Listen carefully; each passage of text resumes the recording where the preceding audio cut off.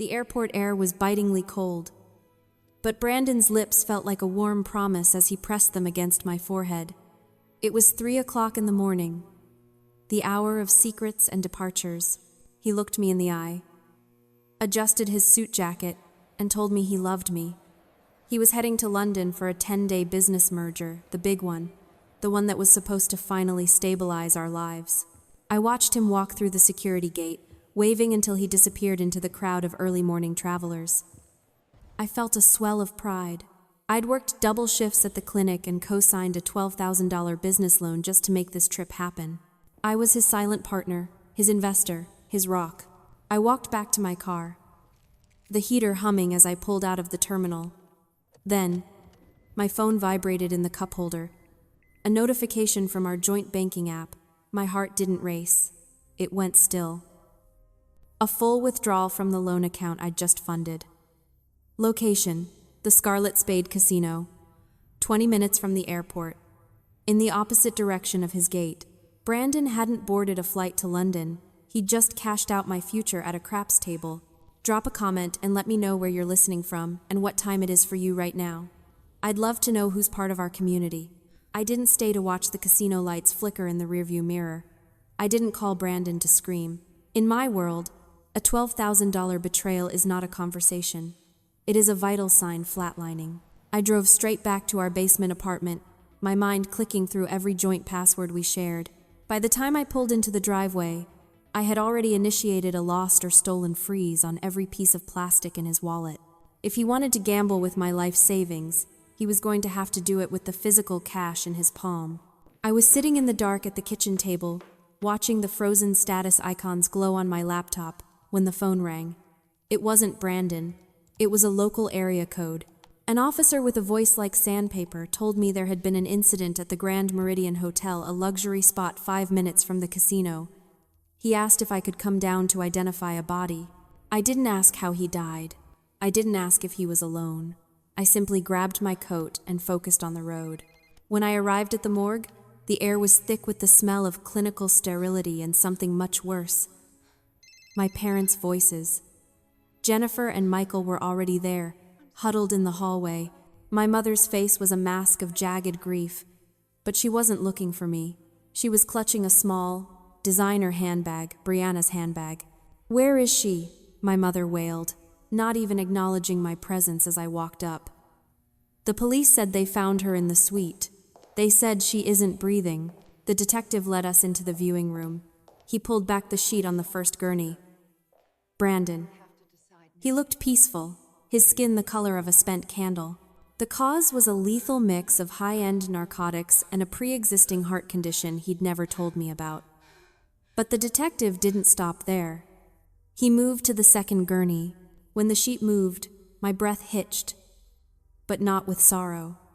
It was a sudden, surgical clarity. There lay Brianna, the golden child. Her hair was still damp from the bathtub where they'd found them both.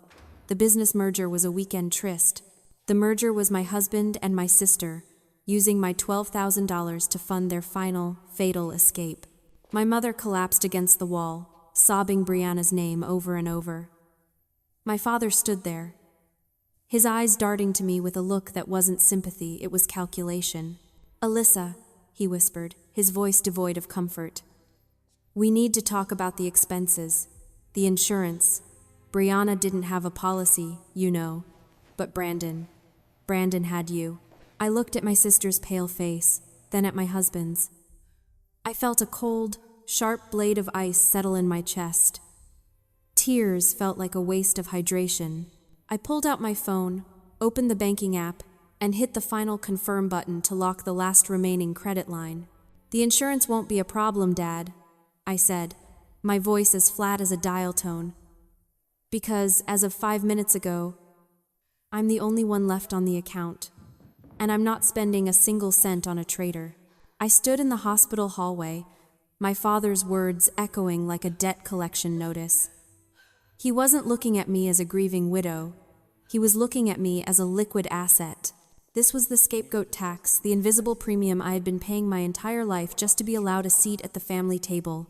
For the last 3 years, I had lived in an unfinished basement with a concrete floor that stayed damp through the winter. I paid $960 a month in maintenance fees to my parents. Meanwhile, Brianna lived in the sun-drenched master suite upstairs, rent-free, because she was finding her creative voice.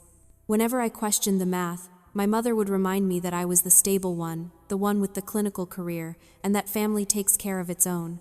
I realized then that my compassion hadn't been a virtue. It had been a subscription service they'd been charging to my soul. Every double shift I pulled, every meal I skipped to save for med school, it wasn't going toward my future. It was subsidizing Brianna's designer handbags and Brandon's weekend business mergers.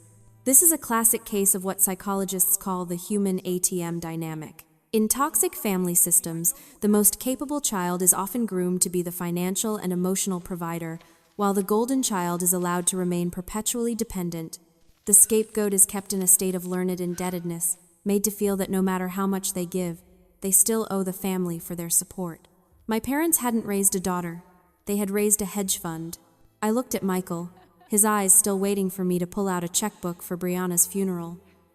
He didn't know that while he was rehearsing his grief, I was already calculating the exit. I thought about the $12,000 Brandon had taken. I thought about the 324 months I'd spent trying to earn a love that was clearly only available for purchase. "I'm going home, Dad," I said, my voice as steady as a surgeon's hand. "Home? Alyssa, we have arrangements to make. We need to pick a mahogany casket for your sister. It's what she would have wanted. And the hotel bill." Brandon left a balance on the suite. "Then I suggest you check the pockets of the suit he died in," I replied. "Because the bank accounts are closed. The subscription has been canceled, and from here on out, you're going to have to find a new way to fund your favorites." I walked away, the sound of my heels on the linoleum floor, marking the first beat of my new life. This wasn't a tragedy. It was a long overdue debt settlement. 3 days passed in a blur of cold rain and administrative silence. I didn't go back to the house. I stayed in a motel near the clinic, keeping my phone on Do Not Disturb, except for the forensic auditor I'd hired to dig through Brandon's digital footprints. But on the 4th day, I found them waiting for me in the motel parking lot. My mother, Jennifer, was draped in black lace, her eyes swollen, holding a gold-embossed brochure. My father stood behind her like a silent sentry. "We've been calling you for 72 hours, Alyssa," Michael said, his voice tight with a mixture of anger and desperation. "The funeral director is asking for a deposit, $15,000 for the legacy package. Brianna deserves to be sent off like the queen she was, and the suite at the Grand Meridian." Jennifer added, her voice trembling. "They're threatening to send the cleaning and damages bill to collections. It's $6,000. You're the surviving spouse, Alyssa. It's your legal responsibility to settle Brandon's affairs." I leaned against my car, looking at the brochure. It featured a casket lined with white silk and a floral arrangement the size of a small hedge. "The surviving spouse," I repeated slowly. "Interesting how you remember that title now. You didn't seem to care about it when you were helping Brianna pick out anniversary gifts for my husband last month." My mother flinched. That's not fair. She was lost, Alyssa. She needed to feel loved. You were always so busy with your career and your ambition. You left him alone. She just stepped in to comfort him. The audacity was breathtaking. They weren't just asking for money. They were asking me to pay the bill for my own betrayal and thank them for the privilege. I reached into my pocket and turned on the voice recorder on my phone. "So, let me get this straight," I said, my voice dropping into that clinical, dangerous calm. "You knew Brandon was using the $12,000 business loan, the one I co-signed to take Brianna to a luxury hotel? You knew he was cheating on your other daughter with her? We knew they were happy." Jennifer snapped, her grief turning into a sharp, ugly defense. "Is that such a crime? To want your children to be happy? You have plenty of money, Alyssa. You're the one who's always bragging about your savings. This is family. You pay the bill, we bury them with dignity, and we never speak of the details again." "Family," I whispered. I looked at my father. "And the loan, Dad?" The one you helped Brandon process while I was on a night shift? You knew where that money was going to? Michael shifted his weight. It was an investment in her happiness. We figured once they were settled, they'd pay you back. Now they can't. So it falls to you. It's the only right thing to do. The only right thing, I agreed, nodding slowly. I had everything I needed. Their admission of the fraud, their knowledge of the affair, and the absolute lack of remorse for the woman who had been footing their bills for years. I'm not paying for the mahogany, I said, stepping closer until I could see the confusion in my mother's eyes. I'm not paying for the sweet, and I'm certainly not paying for the silence. I've already sent the recording of this conversation to my attorney. From now on, if you want to talk about what's fair, you can do it through a legal mediator. I got into my car and locked the doors. As I drove away, I saw my mother screaming at the top of her lungs in the rearview mirror, clutching her $15,000 brochure as it began to wilt in the rain. The motel room was small, smelling of stale coffee and the ozone of a looming storm. But the blue light from my laptop felt like a sanctuary.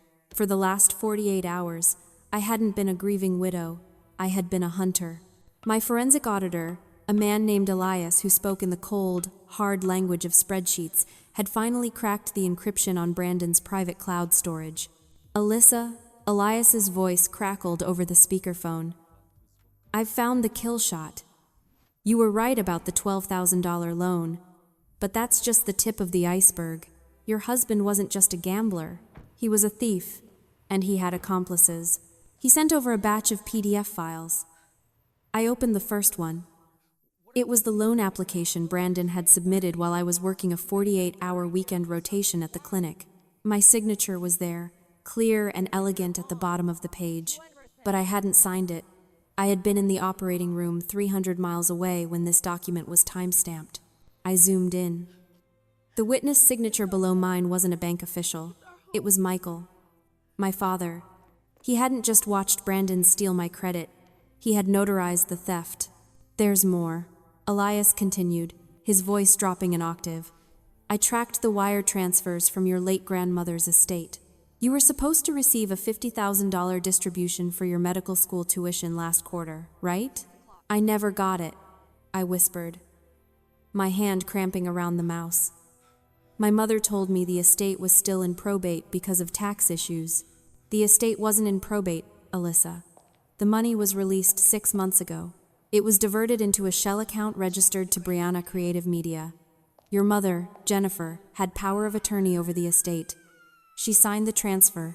Every penny of your tuition was spent on Brianna's hotel stays, her designer wardrobe, and a failed marketing campaign for her influencer brand. I stared at the screen until the numbers blurred into red streaks.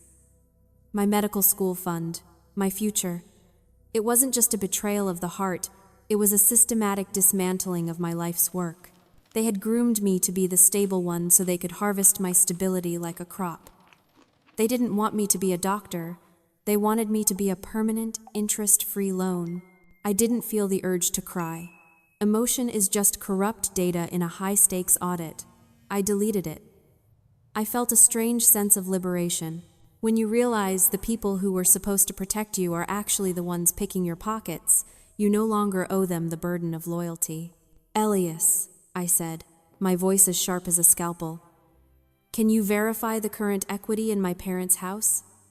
The one they put in my name 5 years ago to protect it from their creditors? I have the deed right here, he replied. Technically, since you're the primary title holder and Brandon's heir, you own 65% of that property outright.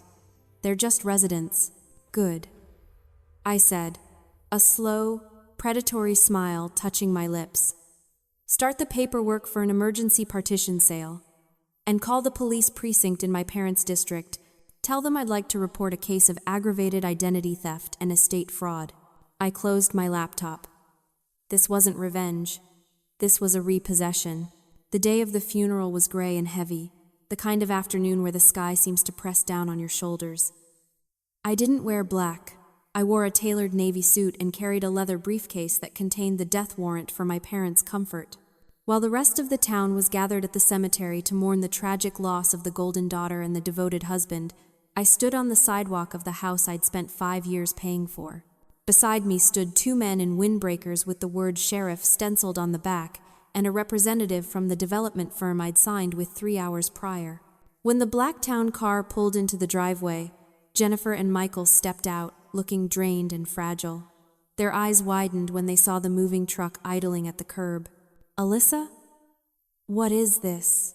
Michael stammered, his hand shaking as he clutched his funeral program. "We just buried your sister. We need to rest. Why are these people on our lawn?" "This isn't your lawn, Michael," I said, using his first name for the first time in my life. The shift in my voice was like a physical blow. "And this isn't your house. I've initiated an emergency partition sale. The property has been sold to a residential developer. They're turning the lot into a multi-unit complex." Jennifer let out a strangled cry. "You can't do this! We've lived here for 20 years. This is our home. We're family." "Family doesn't forge signatures on $12,000 loans, Jennifer," I replied. I reached into my briefcase and pulled out the notice of asset seizure. Family doesn't drain a $50,000 medical school fund to buy influencer outfits for a daughter who was busy sleeping with her sister's husband. This isn't a home anymore. It's a recovered debt, and I'm here to collect. I looked at the house. In my mind, I didn't see a home. I saw the ghost in the family portrait. I saw the version of myself that used to scrub these floors and pay the bills while being told I wasn't enough. I realized that the only reason they had any power was that I had been willing to play the victim. The moment I stopped, the entire structure collapsed. They were nothing but 2 aging fraudsters standing on a patch of grass they couldn't afford. "You have until sunset to clear your things out of the basement," I said, my voice dropping to a whisper that carried more weight than a scream. "The furniture stays. It was bought with my money. The appliances stay. You take your clothes, your memories, and your excuses. If you're still here by 6 o'clock, the sheriff will assist you in leaving." "Where are we supposed to go?" my father begged, his face turning a sickly shade of gray. "We have no savings." "Everything went into the arrangements." "That sounds like a personal budgeting issue," I said, turning my back on them. "Maybe you can find a suite at the Grand Meridian. I hear they have great bathtubs." I walked to my car, the sound of my mother's wailing fading as I rolled up the window.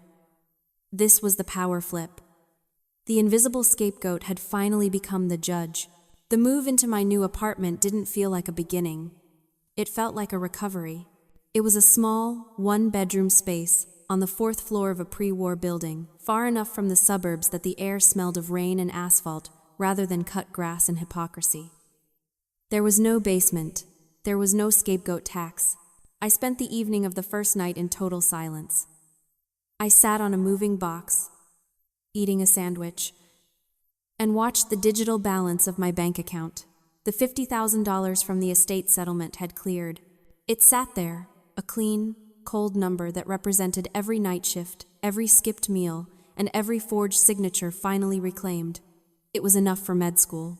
It was enough for a life where I didn't have to ask permission to exist. I took my phone out of my pocket.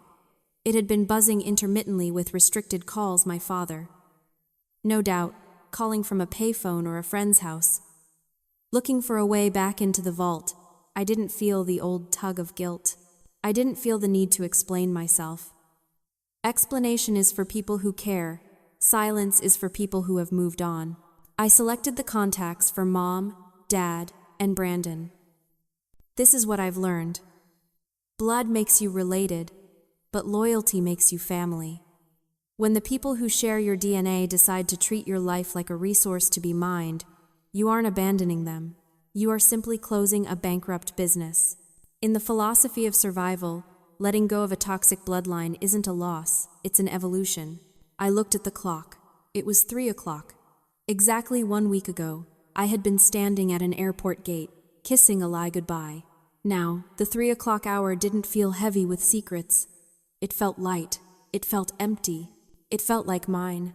I walked to the window, looked out at the city lights, and for the first time in 24 years, I breathed all the way down into my lungs.